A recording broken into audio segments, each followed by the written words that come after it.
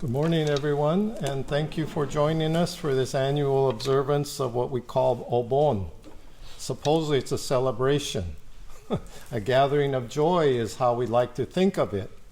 But I know it's a kind of a mixed kind of feeling in terms of it's being a memorial, time of reflection. And some of the reflections about the separations that occur in our life experience. But this is how we can look at it as a way of connecting, reconnecting, and maintaining a sense of relationship with life. And for this occasion, I'm very happy to be able to introduce our guest speaker for this year's observance, Reverend Patricia Usuki, who originally came to us from Canada. And she was born, raised in Canada, and she was actually part of the embassy corps of the Canadian government.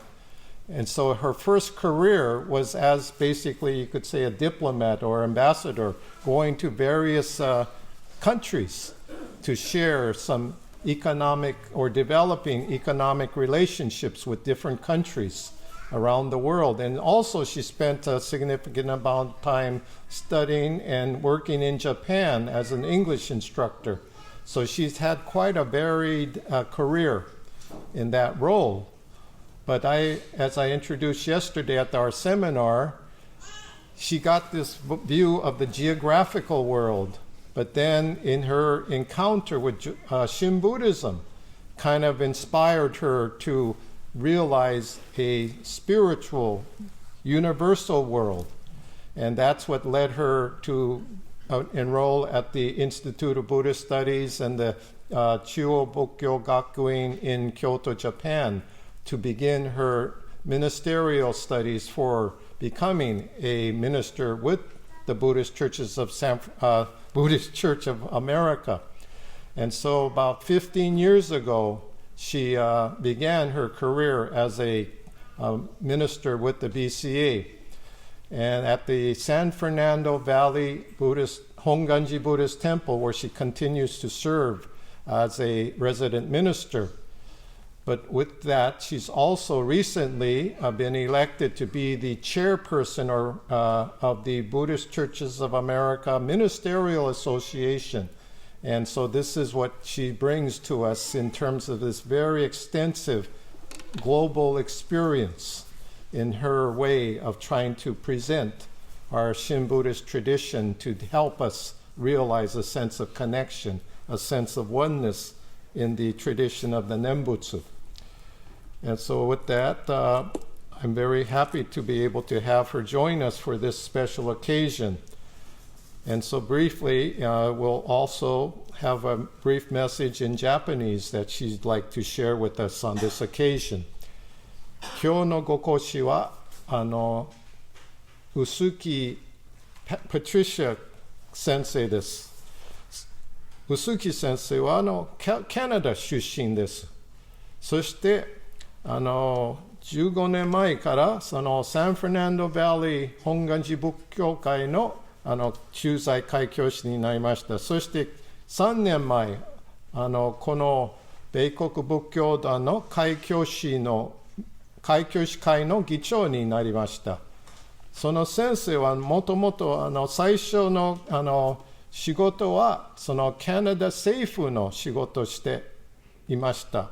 そしてその世界中に回っていろんな人といろんな出会いがあって、そしてそれある時はその信州のご縁になって、そして浄土真宗の見教えの喜びを感じて、その中央仏教学院と IB Institute of Buddhist Studies で勉強して、そして15年前開教師になって、そしてこの米国仏教団の議長になって、それからそういうことでこの盆法要のためにそのサンフェルナンドバリーから今日の盆法要のご講師として来てくださいましたことは本当の嬉しいことであると思います。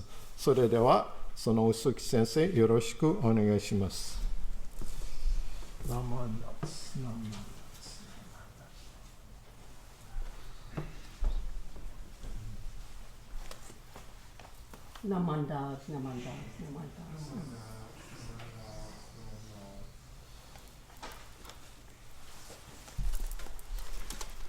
はい、皆様おはようございます。Good morning, everyone. Wow, it's so great to see you all here today. It's such an honor for me to have been invited to this temple to share my appreciation of the Dharma with you, especially at Obon time, because I know you probably know, but BCSF was the first place in the BCA where Obon dancing was taught, and then it spread to other temples. So Minna no kage de ne, thanks to everyone, thanks to the people who went before you, we all can enjoy the celebration of the Obon season and dance. So down in Southern District, where I'm from, we have about 15 temples. Don't laugh at my about. I can see it right away. I've been here for a while, but I can't drop my A and my U. We've started our Obon season, and my temple finished its festival at the end of June. And I don't know how they do it up here in the Bay District, but in Southern, the teachers all get together in about March, and they learn all the same dances, plus some of the ones that we've done before. And every year, every temple down there dances the same dances so that we can go to each other's temples and dance. So I hope you also go to the other temples in the Bay District when you have a chance. I know the big kind of complaint at our temple is that people can't dance at their own temple because they're too busy at the stands and cooking and cleaning and so on. So remember to dance, because that's a really intrinsic part of the whole Obon observance. So I'm really grateful that so many of you came out today, because I know you're busy getting ready for your festival next week. But as Keith said and as Sensei said, you know, we have to take this time to recognize our interconnectedness with all life, and to remember those who have gone before us, and to think about it and realize that without them having been here, we wouldn't be here. We wouldn't be living the lives that we live. And certainly we wouldn't be able to hear the Buddha Dharma. And so it's a time, as always, of gratitude, but it's wonderful that you are taking the time today to come to service and to reflect on these things. You know, whoops, is this okay? There's lots of toys up here. Okay. Okay, I hope I didn't mess somebody's stuff up. Anyways, you know, when I ask people down at my temple, when I say Obon, what do you think? They say work. But if they're younger, they say dancing, 1 + 1. I don't know if you do that one here, but the teenagers love going wild with that one. And the little kids love it for all the memories. And many of you grew up with it, and you have lots of fun memories from it. And so certainly it is about togetherness. But, you know, besides coming to service, I hope that you go for Hakamairi. Go to the cemetery to visit the grave sites of loved ones and to reflect and to express your gratitude. Maybe you have a nokotsudo, or, you know, to spend some time thinking about it. But we're here for the service, and to begin my actual Dharma message, I like to start with a reading of Shinran's Shonins, which many of you may know well, from the Tanisho, the 5th one. So if you reflect on these words, please. Gasho onegai itashimasu. As for me, Shinran, I've never said the Nembutsu even once for the repose of my departed father and mother, For all sentient beings, without exception, have been our parents and brothers and sisters in the course of countless lives in many states of existence. On attaining Buddhahood after this present life, we can save every one of them. Namo Amida Butsu, Namo Amida Butsu, Namandabs, Namandabs, Namandabs, Namandabs. So, I think probably most of you know what memorial services are for in the Jodoshin Buddhist tradition, but certainly, as the opening reading says, we don't make petitionary prayers. We're not praying for the repose of somebody who has passed on. We consider that they already are in a state of peaceful repose. So what is the connection here? And so, as we keep saying, to think about their lives in our lives and express our gratitude and appreciation, but also when we have funeral services, when we have memorial services, Hoji, the Sankaiki, or the 49th day, when we remember Shinran or Shakyamuni Buddha, when we have Obon and Hatsubon service, it's not only us doing something for those who have departed, but still they, in a sense, are bringing us together. Why? For our most important practice, to hear the Dharma teaching. And so this is an occasion for us to sit and reflect, to hear the lessons of our teaching and apply it to our own lives so that we can live a more wholesome and fulfilled life. And so, as you know, in Buddhism, we don't have a Bible, and there's something called sutras, and there are also writings, but they're not like a Bible in the sense that that's not the word of someone that you have to follow. It's every sutra starts with, "Thus have I heard." Why? Because in the beginning, it was an oral tradition passed on from one person to another. And it wasn't for a couple centuries that the sutras were written down. And by then, you can just imagine, just like when a rumor gets started in the temple, right? And it goes from person to person to person, and it ends up being something totally different from the original.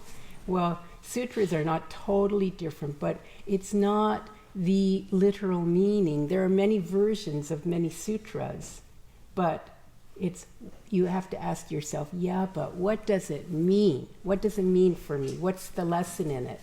A lot of these are stories like myths, but they're meant to help us to understand the point of the Dharma lesson. And we call this in Sanskrit upaya, in Japanese hoben, hoben. In English, skillful means, a skillful means of helping us to learn a lesson. And so here's the story. I know Reverend Ron wrote a wonderful account of it already, the Ulambana Sutra that goes with the Obon service, and it's in your newsletter. But in case you haven't gotten around to reading it yet, or you just want to hear it because it's a good one, I'll sort of summarize it here. And so we have a disciple of Shakyamuni Buddha, Shakyamuni, the historic person who awakened to our Dharma teaching and shared it about 2,500 years ago. And he had many disciples. And in the stories, many of them had special talents. So Moggallana, Nihongo de mokuren ne, mokuren bosatsu. In the story, a fellow named, we call him Moggallana. In Sanskrit, Maha Modgalyayana.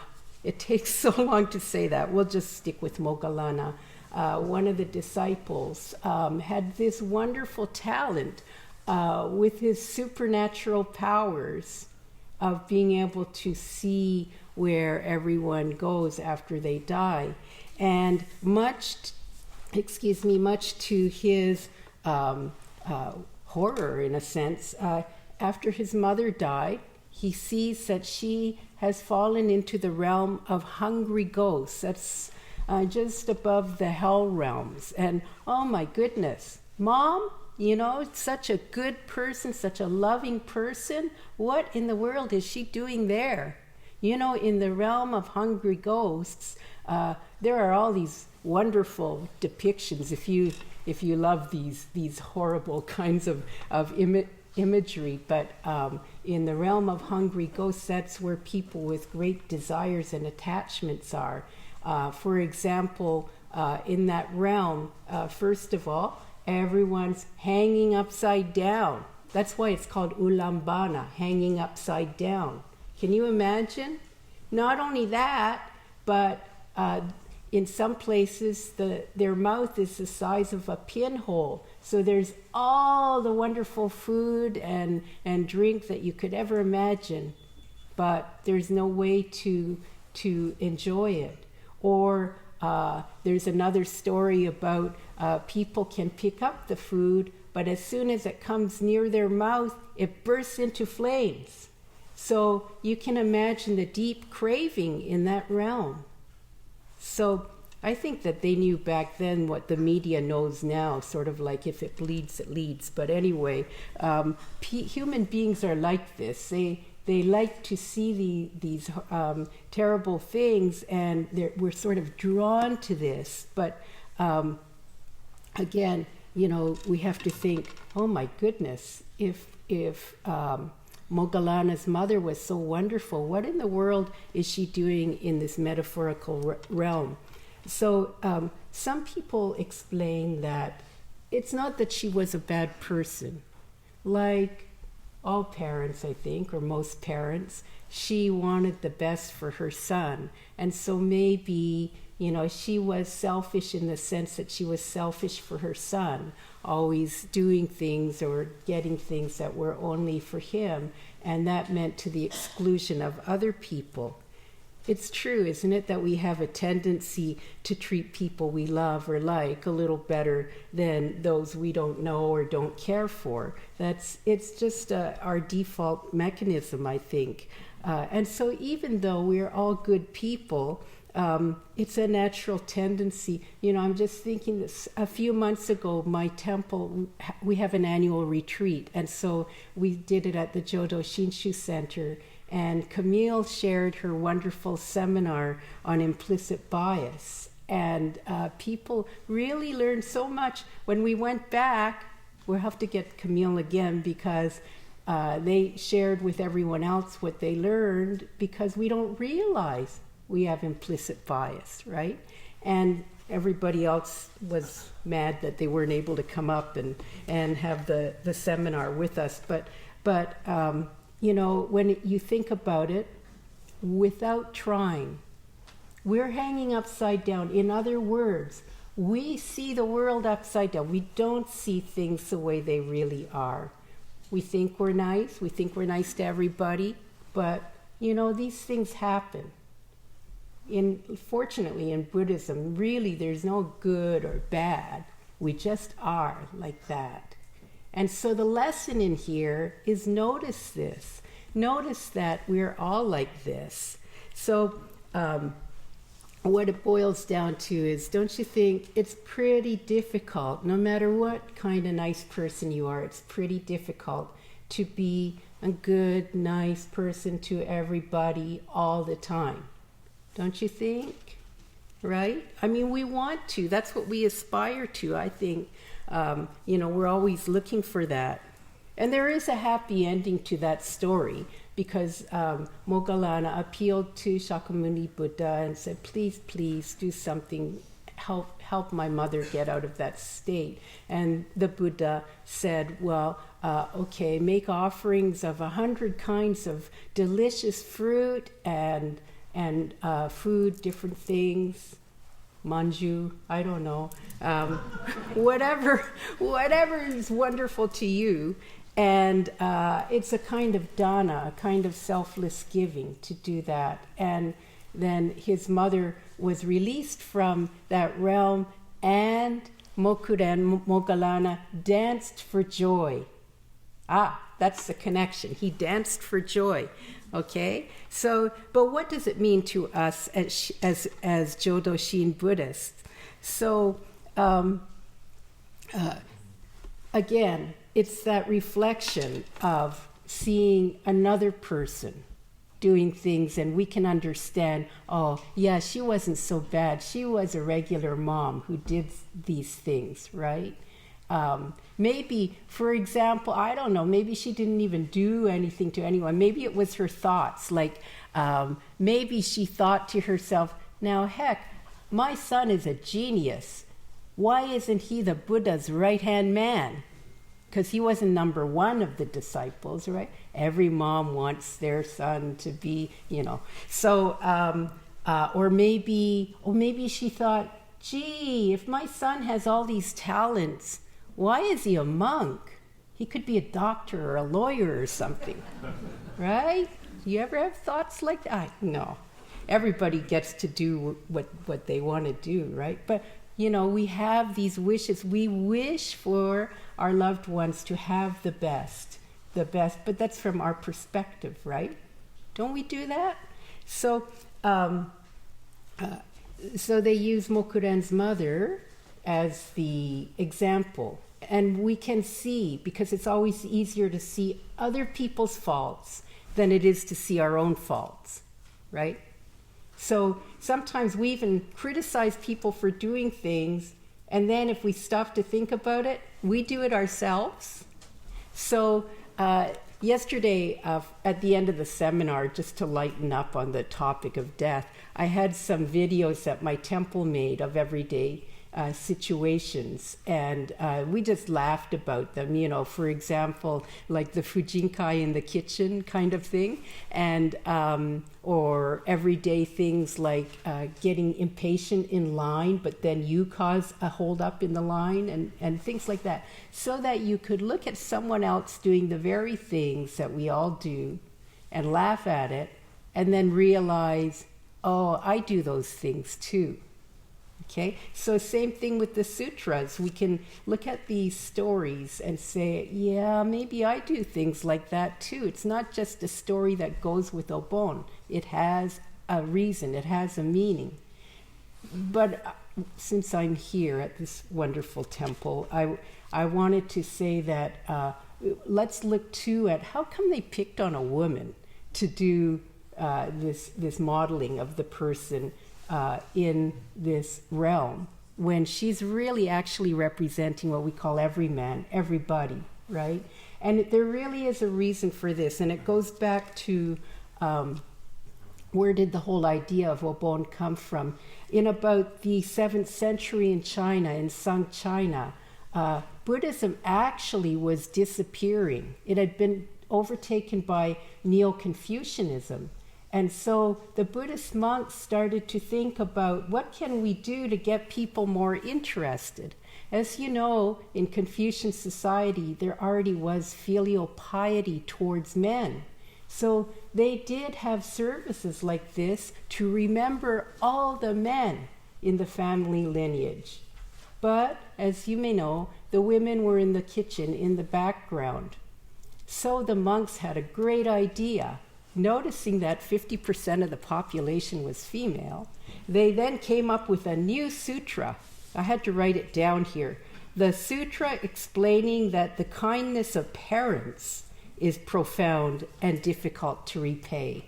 Parents, right? So lo and behold, women finally got included, and though, we may project back and think, wow, what a chauvinistic society, the women were thrilled because they finally got recognition. It didn't matter why or where they were.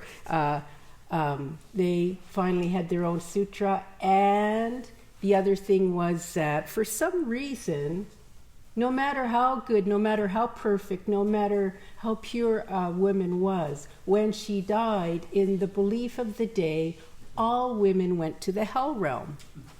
That's why Moggallana's mom was there. Another reason, right? That's just the way it was. You would think that people would get upset about this, but they didn't. They just got interested in Buddhism. And so all these women started studying Buddhism and supporting it and so on. And on top of that, they influenced their kids. Does that sound familiar? So, so that helped Buddhism to survive. And around that time, people like Dogen came to China. Many of the Japanese monks came to learn, and they carried these traditions back to Japan. So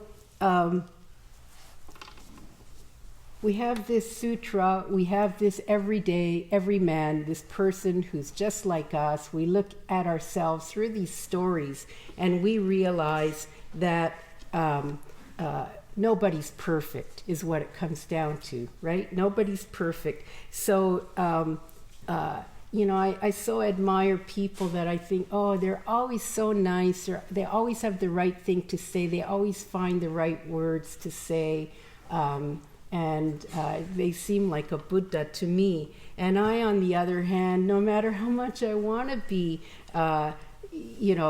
following the Eightfold Path and right speech, right thought, and so on, boom, without thinking about it, it just pops into my mind. Does it happen with you? We think maybe not, but if you really look deeply, just think from the beginning of today, what happened? I'm thinking yesterday, I had to get up earlier than usual, because my flight was fairly early. So probably I was complaining inside, oh no, I have to get up early. And then, but I got on the freeway in LA because I was crossing the city, and I had to go to Burbank Airport. And it was Saturday morning at 7:30. No traffic. Can you believe that? That's incredible in LA. So Zoom, I'm lucky I didn't get a ticket. But anyway, but then next thing, I arrive at the parking lot, and at that hour, there's not too many people around. There's nobody around, but the lot is full, I guess, for the weekend. And I'm, oh no. And then I see the shuttle bus going that takes you to the actual airport. And I'm thinking, oh no, I'm going to miss it. I can't find a spot. Panic. And then I find the spot, and I park and hurry. And I'm thinking, if I run, I could make it to the last shuttle stop, and maybe I'll meet him there. And I'm, all stressed out. And then I hear this beep, beep, beep right behind me, because I'm going forwards. And I look, and that nice shuttle driver had kindly driven his bus around and waited for me right behind me. Yeah, wow, these things really do happen, see? And so right in the midst of my bad thoughts of complaints and criticizing the airport for not having lots of shuttles, here's this nice person who just, sees me and actually comes to my car, gets out of the bus, carries my suitcase up into the bus. Wow, that made me feel old, but anyway. Well, okay, and then so next, I'm so happy I got to the airport on time, and because I have to come up so often for meetings up at the JSC, I got A-listed on Southwest, because after you do 25 flights in 1 year, like during the course of a year, you get A-list, and they automatically give you a good seat. And wow, so no complaining about too many meetings. But get on the plane, everything's good. We pull back on time. We're just getting ready to go down the runway, and all of a sudden the plane is turning, and it does a U-turn I don't know if you call it a U-turn on the spot. I didn't know they could do that, and we go back to the gate. And I'm thinking, oh no, Reverend Ron, he's going to be waiting for me. So I grab my phone and I'm texting away. And then later I see a message from my phone carrier saying, that is a landline. Do you want a blah, blah, blah? And I thought, Anyway, see? Your days are like that. Nothing expected, right? But all these things happen. And how do you react? Oh, that's okay. Do you? If you do, you're one of those people that I admire. But anyway, and of course Reverend Ron was waiting for me, and everything was fine. Everything was fine. See, this is what I mean. You see yourself hanging upside down in that realm of the hungry spirits or in the hell realm. You don't see things the way they are. Neither do I. So that's the point of sharing these stories. So anyway, I want to wrap it up, but when we think about that, though we're here to remember those who have gone before us, also they're still reaching out to us to say, listen to the Dharma, listen to the Dharma, listen to the Dharma. It has some really good teachings for your life right now. You, in this life right now, it's not about where you go after you die. It's about the quality of your life right now, each and every day. So if you could tell yourself these lessons, oh yeah, I remember when I got all stressed out about this and that, and it wasn't even anything, you can learn little by little. Maybe you don't even notice it happening, but it does. It works on you. And so from the Jodo Shinshu point of view, we see two things at the same time. We see how imperfect we are, and at the same time, we see how much compassion we're receiving from all life. We're receiving that compassion from all life all the time. That's when we feel that deep, sincere gratitude. I'm one with all life. That's Namo Amida Butsu. I'm one with all life. It's supporting me. It's sustaining me. And so that's why we have these stories. We're okay just the way we are. I know you're going to go out and dance the Obon dances, I hope. And I probably would imagine, like me, while you're dancing, you're just having a good time, or you're thinking about how you look or something, but you're not thinking, oh, I'm dancing for joy because my loved ones made it possible for me to be here, or I heard this Dharma story and I'm so grateful that I'm imperfect and at the same time I get to enjoy this wonderful Obon festival. You're not thinking any of those things, and that's okay because we're human beings, right? And besides, Shinran also said that. So to wrap up, I would like to read another passage from Tanisho, and we can think about how Shinran felt about all of this. So if you put your hands together and reflect on this, gasho onegaishimasu. When I reflect deeply on it, by the very fact that I do not rejoice at what should fill me with such joy that I dance in the air and dance on earth, I realize all the more that my birth is completely settled. What suppresses the heart that should rejoice and keeps one from rejoicing is the action of blind passions. Nevertheless, the Buddha, knowing this beforehand, called us foolish beings possessed of blind passions. Thus, becoming aware that the compassionate vow of other power is indeed for the sake of ourselves, who are such beings, we find it all the more trustworthy. Namo Amida Butsu, Namandavs, Namandavs, Namandavs, Namandavs, Namandavs. Okay, so now you get to hear my Heta Nihongo. So, 私なんかカナダ人ですね。で、日系の3世ですから、子供の時ね、日本語絶対できなかった。で、今はまだまだ下手ですね。だけど、小畑先生がに頼まれたから、一生懸命頑張りたいと思います。ちょっとだけね。はい。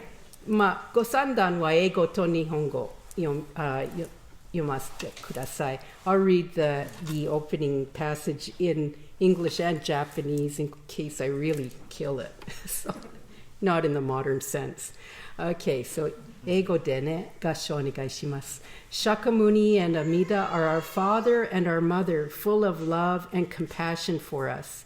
Guiding us through various skillful means, they bring us to awaken the supreme Shinjin. Shakyamida wa jihi no bumo, shuju ni zengyo hoben shi, warera ga jujo no shinji no ほきせしめたまいけりとナマンダブス。はい。それでは、今日初盆お盆参りですね。で、考えるとね、私のおばあちゃんは40年ほど前の、ちょうど40年前亡くなりましたね。で、おばあちゃんのおかげで、この素晴らしい見教えを聞こえました。で、考えると、キリスト教育ちだからね、不可思議ですね。でも、御仏様の働きはやっぱり不思議、仏教、日本語、不可思議ですね。で、もしおばあちゃんが私がここにいると本当に喜んででしょう。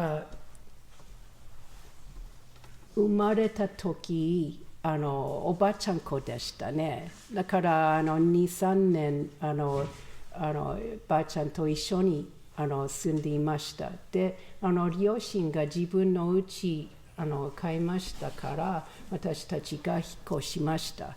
で毎日私が、泣いてもばあちゃんね。で毎日ばあちゃんが電話してね、パリね、帰ってください。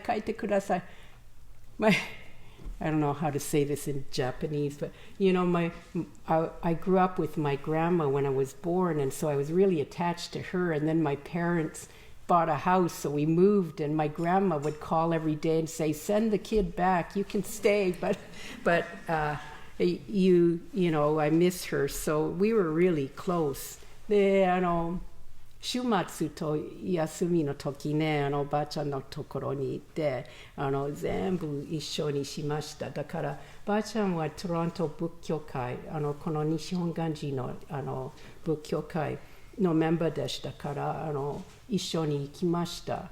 で何もわからなかったね。全部は日本語でしたからで私ただいただきますとごちそうさまと言えましたからとおいしいねだから何もわからなかったからいつもばあちゃんね長いんです When's it gonna end ねでやっとお坊さんが何万だおイエイねやっとで地下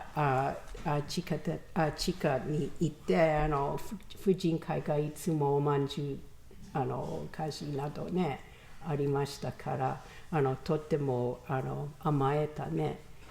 だからあれは私のいい思い出ですね。でお家でばあちゃんはいつも仏壇の前に頭下がってありがとうと言いましたね。何もわからなかったけどいつもこのイメージ見えますね。で大人になると広島に行って親戚会いました。で時ばあちゃんの弟さんはまだ生きていました。だから会う時ちょうど挨拶する時ね弟さんが前に来て頭下がって合掌しました。でありがたいですねでばあちゃんの手見ましたね。ちょっと泣いてた。なぜかというのはねばあちゃんも亡くなったね。でやっと理解しましたね。で言葉わからなかったけど気持ち分かった。